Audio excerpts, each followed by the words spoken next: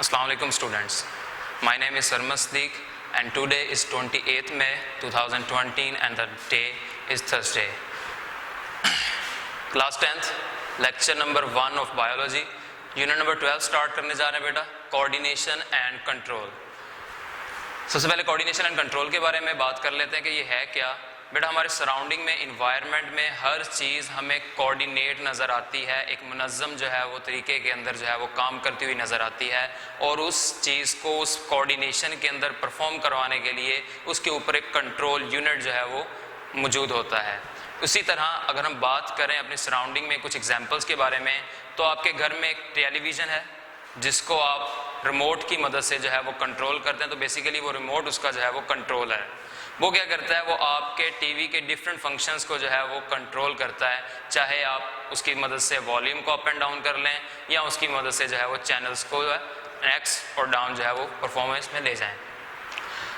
इसी तरह हम ह्यूमन बॉडी के अंदर भी या डिफरेंट लिविंग ऑर्गेनिजम्स के अंदर भी जो है वो कोऑर्डिनेशन एंड कंट्रोल के बारे में जो है वो बात करेंगे। अगर हम ह्यूमन बॉडी की ही बात करें तो बेटा हमारी ह्यूमन बॉडी को जो है वो हमारे जिस्म में मौजूद एक ऑर्गन जिसको हम ब्रेन कहते हैं वो कंट्रोल करता है। ब्रेन जो है वो कंट्रोल यूनिट है हमारी बॉडी का जो डिफरेंट फंक्शंस को कंट्रोल करता है, लेकिन इस फंक्शंस को परफॉर्म करवाने के लिए एक सिस्टम मौजूद है that is known as nervous system. There are two components of the nervous system.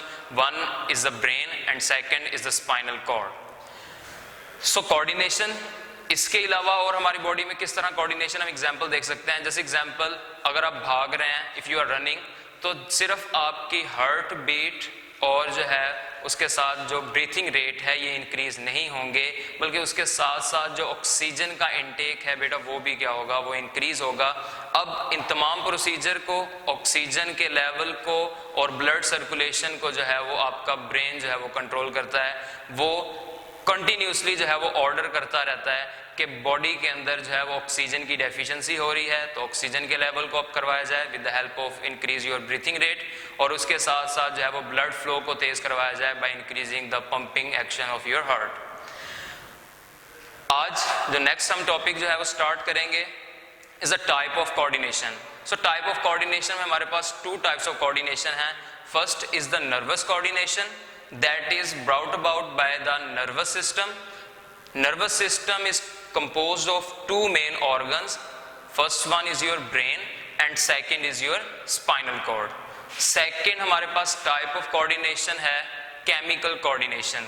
Chemical coordination is controlled by the endocrine system. Endocrine system is controlled by the endocrine glands such as your pituitary gland and the pancreas that produces insulin in your body. Further is the coordinated actions. Coordination को हमारी body में control करने के लिए कुछ actions की जो है वो रिक्वायरमेंट है, और वो एक्शंस कौन से हैं? There are 5 action. First one is the stimulus, is the signal that is received by your body with the help of the receptors. Receptors are basically the organs that can receive this signal in the form of stimulus, and then the receptors send the signals toward your coordinator. हम आगे इंशाल्लाह बात करेंगे कि coordinators होते क्या हैं और ये कौन कौन सी इसमें जो है वो कोऑर्डिनेटर्स शामिल हैं। देन कोऑर्डिनेटर्स जो है वो मैसेजेस को आगे जो है वो रिस्पॉन्ड करते हैं इफेक्टर्स के पास, एंड इफेक्टर्स जो है वो आपको रिस्पॉन्स जो है वो प्रोड्यूस करते हैं। उसके बाद नेक्स्ट जो हमारे पास है कोऑर्डिनेटेड एक्शन में हम जो है वो डिटेल आज बात करेंगे। सबसे पहले बेटा हमारे पास है स्टिमुलस। सबसे पहले हमारे पास स्टिमुलस है। तो स्टिमुलस क्या है? एनी चेंज इन इन्वायरमेंट, इधर एक्सटर्नल और इंटरनल। माहौल के अंदर कोई भी ऐसी तब्दीली, चाहे वो बैरूनी है या अंदरूनी है, which can activate a response in organism, जो किसी भी ऑर्गेनिज्म के अंदर जो है वो किसी भी खास रिस्पॉन्स को जो है वो एक्टिवेट करती है, इनिशिएट करती है, स्टार्ट करती है। So that is called stimulus. Basically signal है, एंड सिग्नल किस फॉर्म में होंगे? हमारे पास एग्जांपल्स है हीट, कोल्ड, प्रेशर। मिसाल के तौर पर जैसे आजकल समर डेज चल रहे हैं तो रूम के अंदर का जो टेम्परेचर है वो डिफरेंट है, वहाँ पे जो हीट की अमाउंट है वो डिफरेंट है एज कम्पेयर टू अगर आप रूम से बाहर चले जाएं किसी ओपन एरिया के अंदर, तो वहाँ पर आपको हीट का डिफरेंस जो है वो नज़र आएगा। इसी तरह कोल्डनेस, विंटर सीजन के अंदर यही चीज़ें जो है वो inside and outside, indoor and outdoor आपको डिफरेंस महसूस होगा। इसी तरह प्रेशर है बेटा, हमारी पूरी बॉडी जो है, skin is also sense organ, so it can sense the pressure. तो प्रेशर हमारी बॉडी के ऊपर जो है वो सबसे स्मॉलेस्ट प्रेशर को भी महसूस कर सकती है और सबसे हार्डेस्ट प्रेशर को भी ये फील कर सकती है। उसके बाद रिसेप्टर्स हैं हमारे पास। So receptors are special organs, tissues और cells of the body that can detect the stimulus. ये बेटा ऐसे खास ऑर्गन्स, टिश्यू या सेल्स हैं हमारी बॉडी के जो किसी खास जो है वो स्टिमुलस को डिटेक्ट करते हैं, सिग्नल को रिसीव करते हैं। अब एग्जाम्पल में हम देख लेते हैं कि कौन कौन से हमारे पास रिसेप्टर्स हैं। So first one, the sound waves detected by years. हमारे सराउंडिंग में डिफरेंट टाइप्स ऑफ साउंड जो है वो अक्सर हम जो है वो सुनते रहते हैं, तो हम सुनने के लिए जो है वो हम ईयर्स के ऊपर डिपेंडेंट हैं। जो हमारे कान हैं वो सेंस ऑर्गन है फॉर हियरिंग पर्पस। इसी तरह the chemicals in the air detected by nose. आपके हवा के अंदर डिफरेंट टाइप ऑफ केमिकल्स हैं, फ्रेग्रेंसेस हैं, स्मेल्स हैं, तो ये तमाम चीजें जो है वो आप डिटेक्ट करते हैं with the help of your nose. Third is the coordinators. Receptors stimulus को रिसीव करने के बाद कोऑर्डिनेटर को जो है वो सेंड करते हैं। सो कोऑर्डिनेटर्स क्या हैं? Organs that receive information from receptors. बेटा ये वो ऑर्गन्स हैं जो रिसेप्टर से इंफॉर्मेशन को जो है वो रिसीव करते हैं and send messages to the particular organs for proper action. और ये खास जो है वो मैसेजेस जो है वो ऑर्गन्स को भेजते हैं for proper action.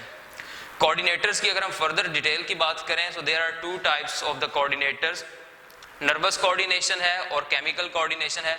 Nervous coordination के अंदर हम पहले डिस्कस कर चुके हैं कि ब्रेन और उसके साथ जो स्पाइनल कॉर्ड है ये दोनों मौजूद हैं।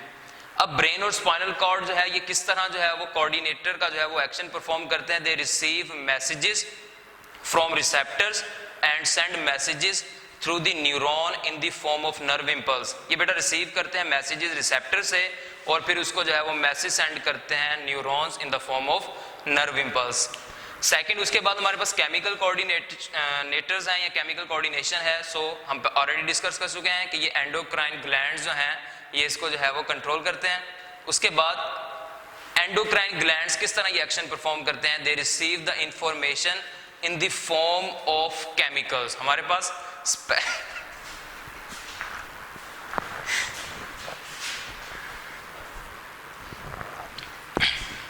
पास बेटा स्पेशल जो है वो केमिकल्स फॉर्म के अंदर जो है मौजूद हैं जो ये एंडोक्राइन ग्लैंड्स हैं वो रिसीव करते हैं और उसके बाद ये मैसेजेस सेंड करते हैं by secreting the hormone in blood. यहाँ पे अगर हम एग्जांपल की बात करें तो हमारे पास पैंक्रियाज, लास्ट टाइम यहाँ पे हम लोग डिस्कस कर चुके थे कि पैंक्रियाज वो एक जो है वो स्पेशल ऑर्गन है जो इंसुलिन को प्रोड्यूस करता है। अब इंसुलिन बेसिकली प्रोड्यूस कब होगी? कब ये एंडोक्राइन ग्लैंड्स या केमिकल कोऑर्डिनेशन जो है वो वर्क करेगा?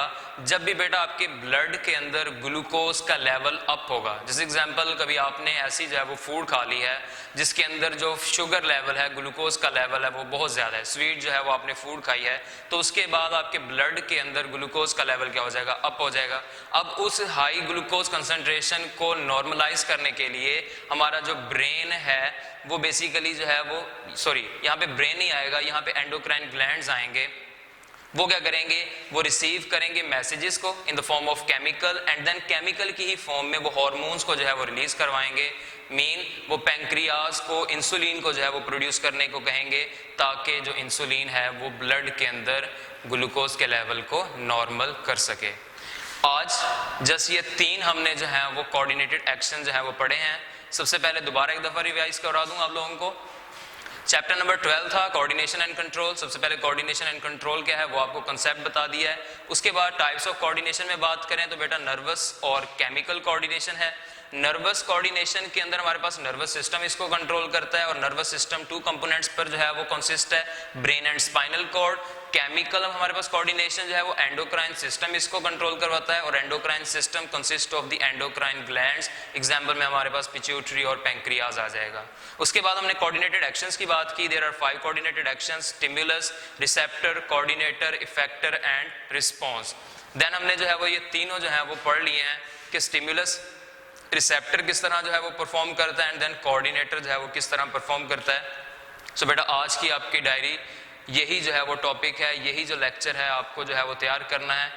कोऑर्डिनेटेड एक्शंस और कोऑर्डिनेटेड एक्शंस के ये 3 जो है वो कंपोनेंट्स। उम्मीद है कि आप सबको लेक्चर अच्छी तरह जो है वो समझ आया होगा। इसको अच्छी तरह तैयार कीजिएगा। इंपॉर्टेंट टॉपिक्स हैं, चैप्टर भी इंपॉर्टेंट है, लॉन्ग के लिए भी इंपॉर्टेंट है, तो इसको अच्छी तरह तैयार कीजिएगा। Thank you.